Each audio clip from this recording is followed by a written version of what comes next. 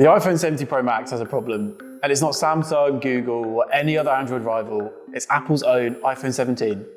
Let me explain why this Pro Max is brilliant, just probably not for you. I've spent the last few months testing the iPhone 17 Pro Max, and whilst it's an exceptional device, Apple has done something quite unusual this year. They've made their standard iPhone so good that the Pro Max is actually struggling to justify its premium price tag of £1,199 at launch. So let's break down what you actually get for that extra money. First up, design. The Pro Max gets a noticeable refresh this year with a new aluminium unibody frame replacing last year's titanium. The camera module now stretches across the entire back in what Apple calls a plateau design, which is quite similar, to be honest, to what you've seen in the Google Pixel lineup.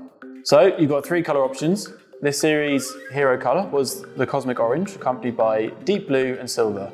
I went with the deep blue, and it's actually held up perfectly after a few months of use. The phone is protected by Apple's new Ceramic Shield 2, which Apple actually claims to be 3 times more scratch resistant than the previous model, and also is accompanied by an IP68 rated, and honestly, it actually feels like one of the most robust iPhones Apple's ever made. I've not even had to put a case on it. Now, of course, it does go without saying the iPhone Pro Max Edition is a big phone. It sits at 233 grams, which is up there with the likes of Samsung Galaxy S25 Ultra and the Google Pixel 10 Pro XL. Now, the display is a 6.9-inch Super Retina XDR OLED with 128Hz refresh rate and a peak brightness of 3000 nits. It's excellent, but here's where things get really interesting. The standard iPhone 17 also has a 120Hz display now, and for the first time, you're not actually paying extra for that smooth scrolling experience. Now, don't get me wrong, the screen is objectively brilliant for things like watching films, gaming, and outdoor use. But it's no longer a Pro exclusive feature, which Apple's done for years. So, what about the cameras? This is where the Pro Max tries to pull ahead. The headline upgrade is the telephoto lens, which jumps from 12 megapixel to 48 megapixel.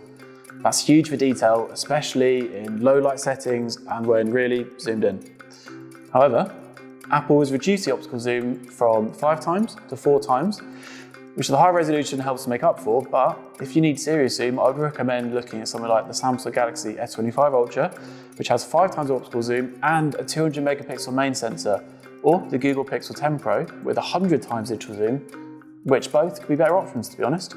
But this year, the new 80 megapixel selfie camera is an absolute game changer. It features center stage, which automatically keeps everyone in frame, and you can now record with both front and rear cameras simultaneously, which gives you picture-in-picture videos, which I think is absolutely perfect for vloggers.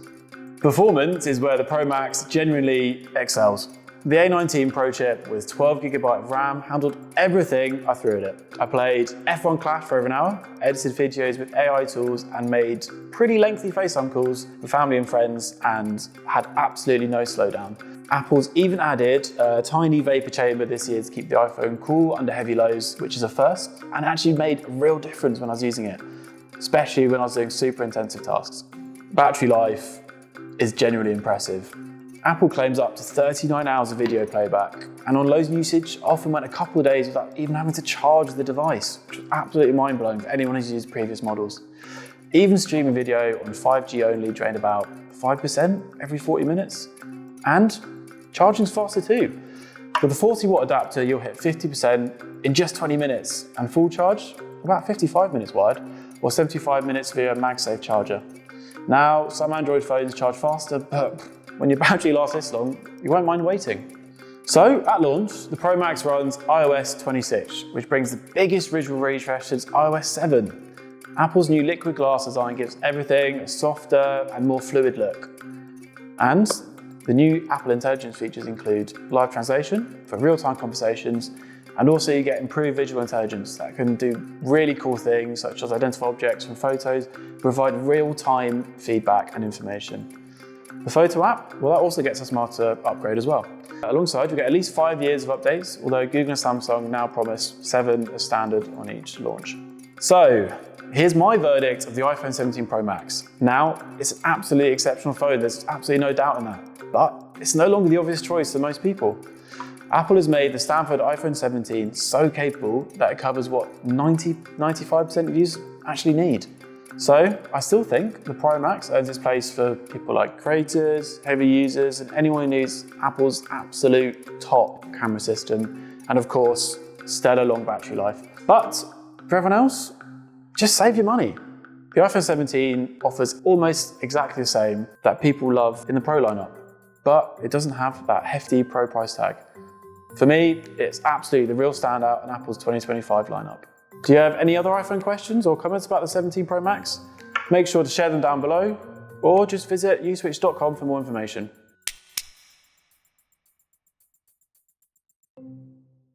See you on the next one.